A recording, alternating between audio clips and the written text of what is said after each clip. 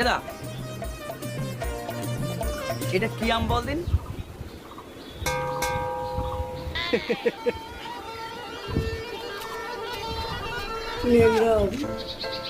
আরে তোর নামটা বলে যা। বুঝিয়ে তো দিচ্ছে দেখলাম। কাকিমা এখন আসছি। আরে দাঁড়া, এত গরমে তোরা একটু কোল্ড ড্রিঙ্কস খেয়ে যা। আরে না না ঠিক আছে, অন্যদিন এসে খাবো। ধুর, এরকম করলে হয়? কিরকম গরম, একটু করে কোল্ড ড্রিঙ্কস খেয়ে যা। ঠিক আছে। গ্লাসগুলো ধর।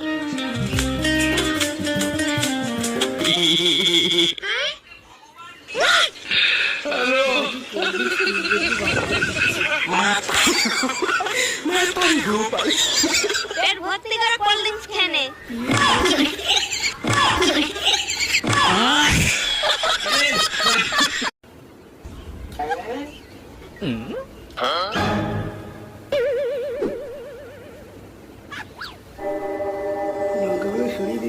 ওহে শাশুড়ির সংসারে থাকা নারী, কখনো ভালো মন্দ কিছু খেতে ইচ্ছে করলে শাশুড়িকে বলতে যেও না, কারণ উত্তরে তোমাকে শুনতে হবে, বৌমা মুরগির ডান তো আমার বড় ছেলে খাবে, মাছের মাথা ছাড়া আমার ছোট ছেলে ভাতই খায় না, খাসির কলিজা তো তোমার শ্বশুরের পাতে দিতে হবে, উনি নিজেও কিছু খাবে না, তোমাকেও কিছু খেতে দিবে না, তাই না বলেই খেয়ে নাও।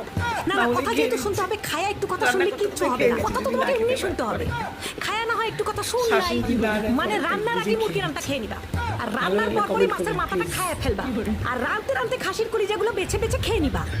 এছাড়া আমাদের মেয়ে মানুষের কোনো উপায় নাই, মানে শাশুড়ি কোনোদিন ভালো মন্দ কিছু খেতে দিবে না, না বলে খেয়ে নিবা সবসময়, এইটাই একটা সমাধান। Come on, try saying A, B, C, D. A for apple. How many times have I said it? The way of saying A, B, C, D is different in 2026. I taught you just yesterday. Say it properly. A for... Oh my god! But B for... Oh my god! C for... Yes, that's right. D for... What? E for... F for... আরে কোথায় যাচ্ছ তুমি? কেন কাজে যাচ্ছি? কাজে তোমাকে যেতে হবে না, আজকে আমার দাদা বৌদি আসবে। আরে তোমার দাদা বৌদি আসছে বলে আমি কি কাজ মাছ বন্ধ করে বাড়িতে বসে থাকবো? তোমার দাদা বৌদি আসছে ভালো কথা, ভালো মন্দ নিয়ে এসে খাওয়াবে, আদর যত্ন করবে। শোনো, আমার দাদা বৌদি না তোমার বাড়িতে আদর যত্ন নিতে আসছে না, আমার দাদা বৌদি আসছে তুমি যে আমার সাথে প্রতিদিন ঝগড়া করো না, তার একটা বিচার করতে আসছে। আসুক আসুক তোমার দাদা বৌদি, হোক বিচার, আমিও দেখি কি বিচার করে তোমার দাদা বৌদি। দাঁড়া, একবার আমার দাদা বৌদি আসুক, তারপর তোকে দেখাবো কত ধানে কত চল, যত সব।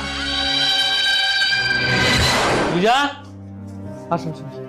পূজা, এ পূজা, এ বসো বসো বসো বসো বসো। পূজা রে। আরে দাদা তুমি চলে এসছো? নমস্কার বৌদি। হ্যাঁ পূজা বল, হঠাৎ আমাদের কিছু ডাকলি, কি হয়েছে কি? আর কি জন্য ডাকবো দাদা, তুমি আমার কার সাথে বিয়ে দিছো, এটা আমার জীবনটা পুরো নষ্ট করে দিল। হ্যাঁ এই কি বলছিস? হ্যাঁ দাদা আমি ঠিকই বলছি। না দাদা, আপনার বোন মিথ্যে কথা বলছে, আসলে ব্যাপার হলো আপনার বোনই আমার সঙ্গে প্রত্যেকটা কথা ঝগড়া করে। এবার আপনি বলেন আমাকে, সংসার করতে গেলে ছোটখাটো ব্যাপার নিয়ে ঝগড়া করলে কি সুন্দর হবে? এখন তুমি তো একদম ঠিক কথাই বলছো। তাহলে এবার আপনার বোনকে আপনি বুঝান, সবসময় আমার সঙ্গে ঝগড়া করে। এই আমি ঝগড়া করি নাকি তুই ঝগড়া করিস? তোর পুরো বংশ ঝগড়া করে। শোন, আমার বংশ না তোর বংশের মতো নয় যে আমাকে ঝগড়া শেখাবে, নিজের বংশ ভালো না পরের নিচা করছে। পূজা, তুই এর নিজের স্বামীর সাথে কি ব্যবহার করছিস? আমাদের সামনে তুই তোর স্বামীকে এতগুলো কথা শোনালি, তাহলে যখন আমরা থাকি না তখন তুই তোর স্বামীকে কত কথা শোনাস?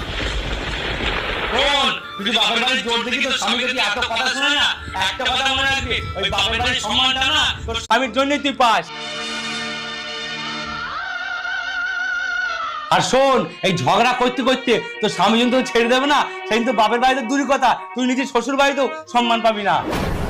আর শোন, যেদিন তোর স্বামীর সঙ্গে তুই ভালো ব্যবহার করবি, সেই দিন আমাদেরকে এই বাড়িতে রাখবি। এই চলো। হ্যাঁ বন্ধুরা, এই সমাজে এখনো কিছু মহিলা এরকম আছে যারা নিজের স্বামীর সম্মান করে না। একটা কথা মাথায় রাখবেন, যেটুকুনি সম্মান আপনি পাচ্ছেন, আমি না থাকলে সেটুকুনিও পাবেন না। ভালো থাকবেন, সুস্থ থাকবেন। আর এই ভিডিওটি ভালো লাগলে অবশ্যই বন্ধু বান্ধবদের কাছে শেয়ার করে দেবেন।